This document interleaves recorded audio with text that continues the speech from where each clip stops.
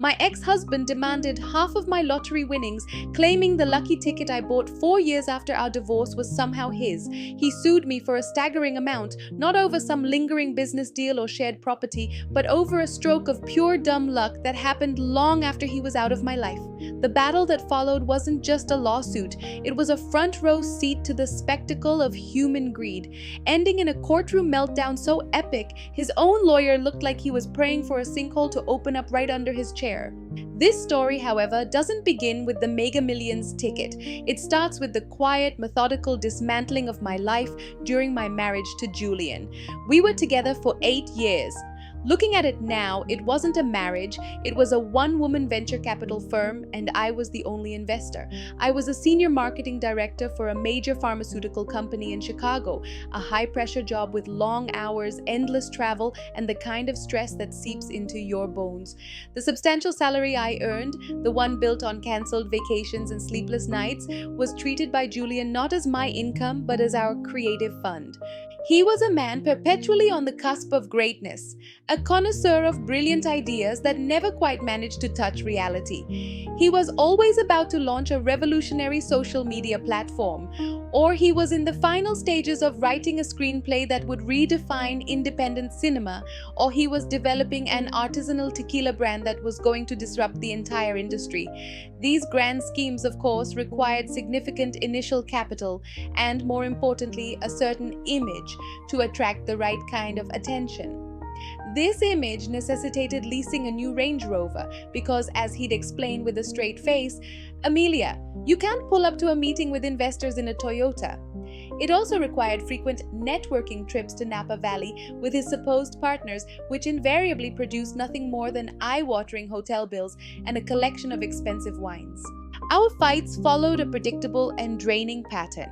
I would sit at our kitchen island, my laptop screen glowing with the damning red of our credit card statements, and I would gently inquire about a $5,000 charge at a designer watch store or a series of cash withdrawals from a riverboat casino in Indiana.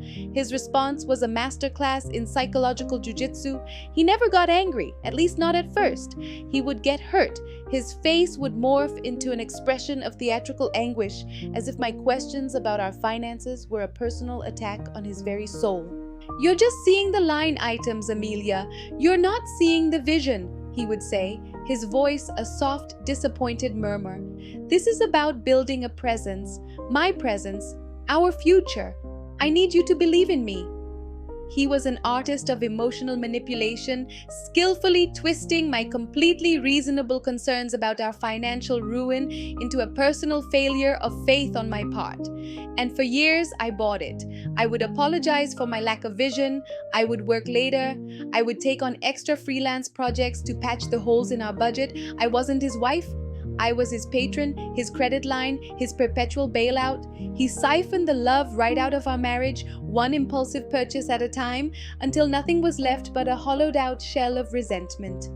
The day I finally filed for divorce wasn't a moment of passion, it was an act of pure self-preservation. The divorce itself was a bitter and protracted negotiation over assets that I had exclusively earned. He had the audacity to argue that his emotional support and curation of our domestic environment were invaluable contributions to my career success. He demanded half of my 401k, half of my savings, half of the value of the condo I had bought before I even met him. In the end, to make him go away, I wrote him a check for a sum that made me physically ill. It felt less like a settlement and more like a ransom payment for my own life. The instant the wire transfer cleared, I walked out of my lawyer's office into the brisk Chicago wind and felt a sense of peace so profound it was almost disorienting. The city skyline against Lake Michigan seemed sharper, the sounds of downtown clearer. It was the first day of a life that was finally, unequivocally mine. The 4 years that followed were a period of quiet and deliberate reconstruction. I sold the oversized, ostentatious condo Julian had insisted we needed and moved into a cozy, light-filled apartment in Lincoln Park with a clear view of the lake. I worked hard, methodically paying down the mountain of debt he had left in his wake. I rebuilt my savings from scratch, re-established bonds with friends he had subtly pushed away, and rediscovered the person I was without him. My weekends were filled with long bike rides along the lakefront, exploring small art galleries, and taking trips to the Indiana Dunes. My life was simple, it was stable, it was my own. And then, one sweltering Tuesday in July, everything changed. I was driving home after a brutal 12-hour day trying to navigate a complex product launch. I was exhausted, dehydrated, and running on fumes. I pulled into a Circle K for a bottle of water and a desperately needed coffee. The Mega Million sign was flashing a number so ludicrous it seemed like a joke. $870 million. I never ever played the lottery. It always struck me as a tax on people who were bad at math. But on that night, something was different. Maybe it was the heat-induced delirium. Maybe it was just a moment of pure irrational whimsy. "Just one quick pick, please," I mumbled to the clerk.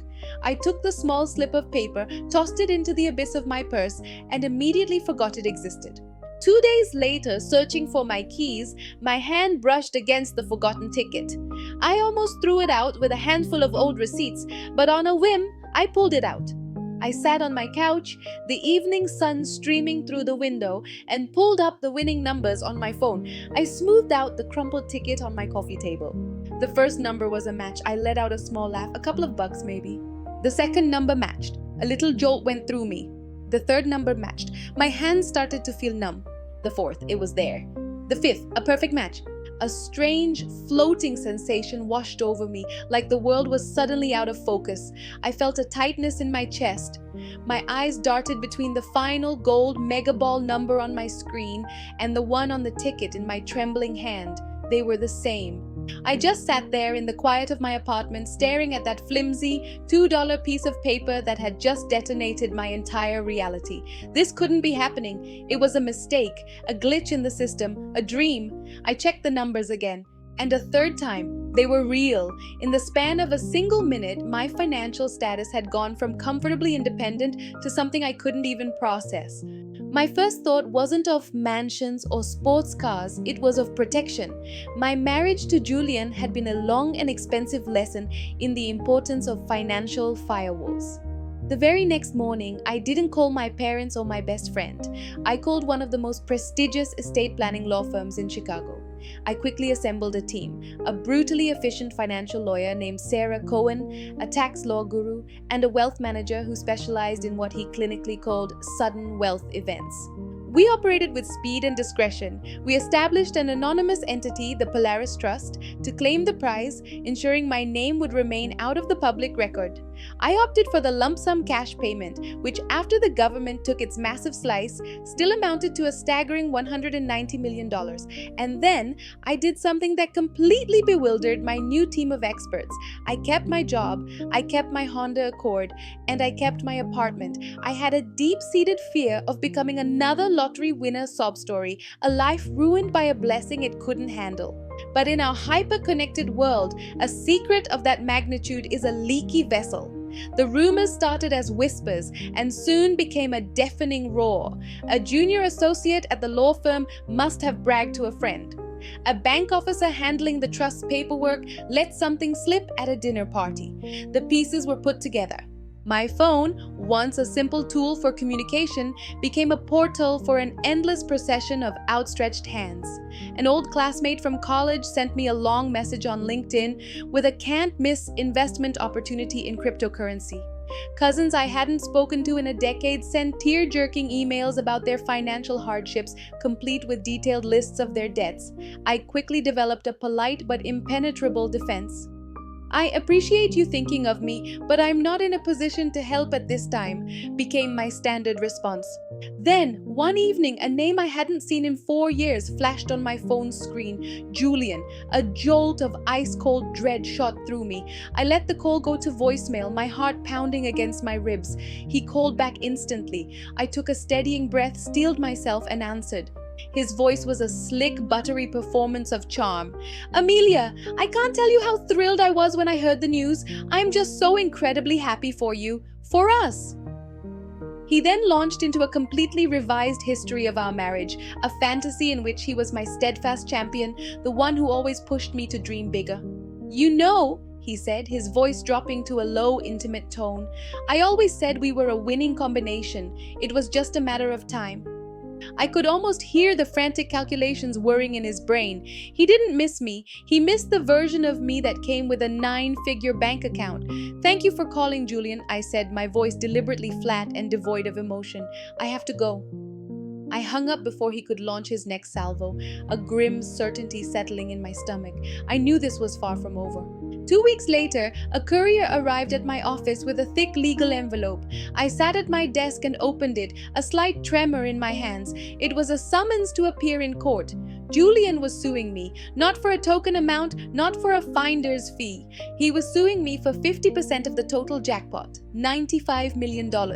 I read the filing with a mixture of disbelief and white-hot fury. His legal argument was a masterpiece of fiction. His attorney argued that because we were once married, my lottery win was a delayed product of the marital partnership. The claim was that my act of buying that single ticket was part of a pattern of behavior and shared philosophy of taking calculated risks that was established during our marriage. Therefore, the winnings were marital property, despite being won 4 years after our divorce had been finalized and all assets formally divided. It was the most breathtakingly audacious and morally bankrupt thing I had ever witnessed. He was using the legal system as a time machine, trying to retroactively insert himself into my good fortune and lay claim to a life he had happily abandoned. My lawyer, Sarah Cohen, read the legal documents with an expression of pure professional contempt. "Amelia, this is what we call a nuisance suit," she said, her voice sharp and clear. "Post-dissolution acquisitions are separate property. The law is crystal clear on this. He has a 0% chance of winning. He's making a bet that you're so wealthy now that you'll just write him a check for a few million to avoid the public humiliation and headache. We're not going to do that. We're going to fight this, and we are going to dismantle him." The months before the hearing were a campaign of psychological attrition. Julian went on a media offensive, speaking to any tabloid or gossip blog that would listen. He painted himself as the tragic, supportive artist who had sacrificed his own ambitions for my career, only to be cast aside and forgotten when our ship came in. He spun a heartbreaking tale of a struggling visionary, conveniently leaving out the 6-figure settlement I had paid him and the fact that I had single-handedly financed his extravagant lifestyle for nearly a decade. The day of the hearing in the Cook County Courthouse felt like a strange play. Julian arrived wearing an ill-fitting suit, clearly chosen to make him look worn down and pathetic. He had perfected an expression of noble, beleaguered suffering. When his lawyer called him to the stand, the show began. He spoke in a soft, wavering voice about our shared life, our shared dreams. He said that when he heard I had won, his first thought was, "We finally did it." He even managed to produce a tear, dabbing at his eye with a handkerchief as he described his fictional state of poverty, somehow forgetting to mention the Range Rover or the Napa Valley business trips. I sat at my table completely still, my expression unreadable. Inside I was a storm of rage, but I focused it into a single, cold point of clarity. Sarah began her cross-examination, and it was a thing of beauty. She was methodical, precise, and utterly devastating. She presented the final divorce decree, projecting the clause that explicitly stated all future income and assets were the sole and separate property of the individual who acquired them. She established a clear, undeniable timeline showing the 4-year chasm between the date of our legal separation and the day the lottery ticket was purchased. Then she delivered the final fatal blow. She walked a large, heavy binder up to the judge. "Your Honor," she said, her voice cutting through the quiet courtroom, "Mr. Hayes has presented himself as a devoted partner who was left with nothing. His own financial records from the period of the marriage suggest a very different narrative." On the large monitors in the courtroom, she began to display a series of documents, bank statements, credit card bills, receipts. The entire room watched as a history of Julian's staggering wastefulness scrolled by. A $70,000 charge for a research trip to a luxury resort in St. Bart's, $35,000 at a single charity auction for a networking opportunity, monthly lease payments on exotic cars I hadn't even known we had. Sarah read some of the most egregious charges out loud, her voice dripping with disdain. Julian's face went from pale to a blotchy, mottled gray. The look of the wounded artist evaporated, replaced by the panicked look of a trapped rat. He started to stammer, That's not the full picture. That was an investment in our shared life." "Was it, Mr. Hayes?" Sarah asked, turning to him directly. "Or was it Miss Evans's life, her work, her income, that you were treating as your personal expense account? Your Honor, these are not the records of a partner. They are the records of a parasite."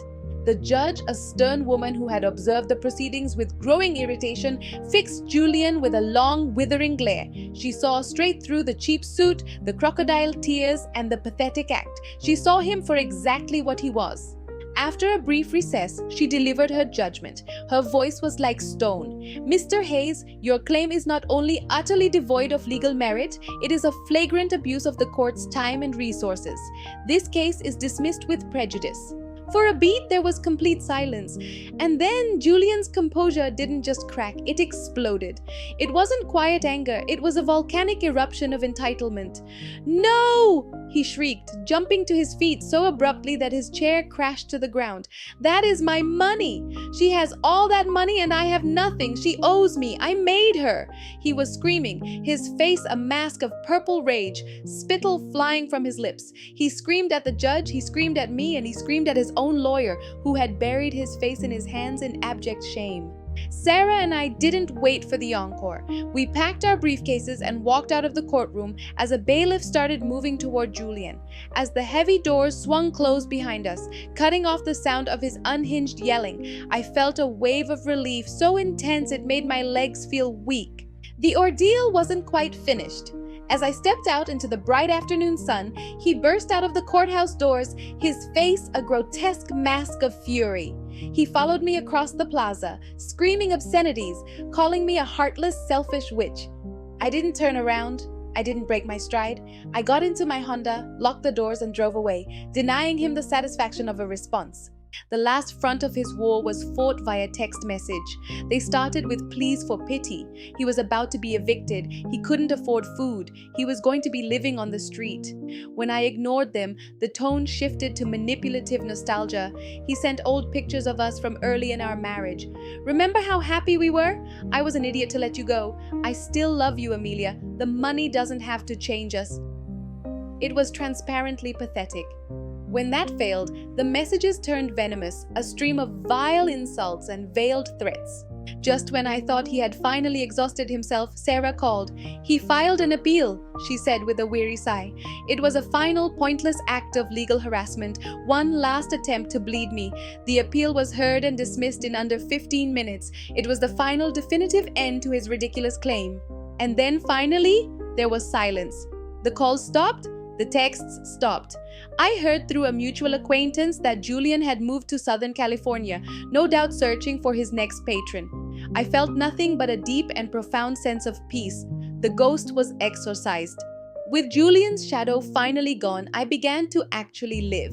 I left my corporate job and used a portion of the money to establish the Polaris Initiative, a foundation dedicated to providing scholarships and mentorship to young women from underprivileged backgrounds who want to enter STEM fields. And in time, I met someone. His name is Daniel. He owns a vintage record store in Wicker Park. He has kind, laughing eyes, a brilliant mind, and loves me for my nerdy obsession with classic sci-fi novels. He knows about the money, of course, but he's far more interested in my opinions on David Bowie than he is in my bank balance. Our life is quiet, and it is built on a foundation of respect, laughter, and genuine partnership. That Mega Millions ticket wasn't a ticket to a perfect life. It was a catalyst. It didn't change who Julian and I were. It simply cast a spotlight on our true selves. It exposed the bottomless, grasping greed that had always been at his core, and it gave me the final, unassailable power to cut him out of my life for good. He tried to lay claim to a fortune he had no part in creating, and in the end, he was left with nothing but his own empty rage. And me? I walked away with my integrity, my freedom, and a life that is, at long last, completely my own.